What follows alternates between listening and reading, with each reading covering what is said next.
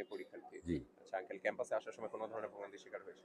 না, আমি তো আসছি কোনো ধরনের ভোগান্তির শিকার হই নাই ইনশাআল্লাহ।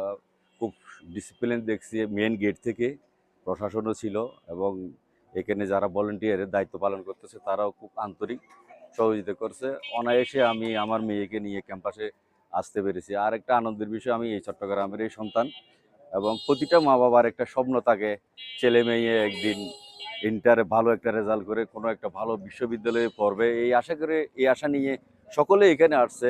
আমিও দোয়া করি যারা এই ভর্তি পরীক্ষায় অংশগ্রহণ করেছে ভালোভাবে পরীক্ষা দিয়ে তারা উত্তীর্ণ হয়ে যাতে এই চট্টগ্রাম ভার্সিটিতে লেখাপড়ার সুযোগটা যাতে পায়, আমি আন্তরিকভাবে তাদেরকে দোয়া করি। আচ্ছা আঙ্কেল, আপনি যে বললেন আপনি এখানকার সন্তান, আপনি আসছেন কোথা থেকে আর কি? জি, আপনি আসা হয়েছে কোথা থেকে আপনার এই জায়গায়? আমি চট্টগ্রাম রাঙ্গুনিয়া ৭।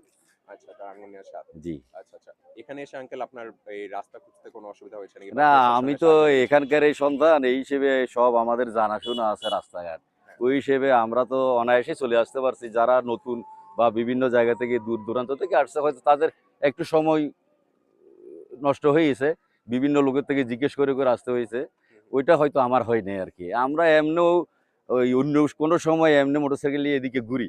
একটু ভালো লাগে, ঘোরাফেরা করি আঙ্কেল, এখানে। যানবাহনের কোনো বিশৃঙ্খলা দেখেছেন না, নাকি, না, বা দেখি নাই, দেখি নাই। কোনো আজকে ধরনের? দেখি নাই, অন্ততপক্ষে আজকে কোনো সেরকম কোনো কিছু দেখি নাই। আচ্ছা, অতিরিক্ত ভাড়া চাওয়া বা এরকম কোনো কিছু না, ফেস ঐরকম করেছেন? কোনো কিছু দেখি নাই। আমি মেইন গেট থেকে এইখান পর্যন্ত আসাতে অনেক সময় লাগছে, গাড়ির জ্যাম লাগছে।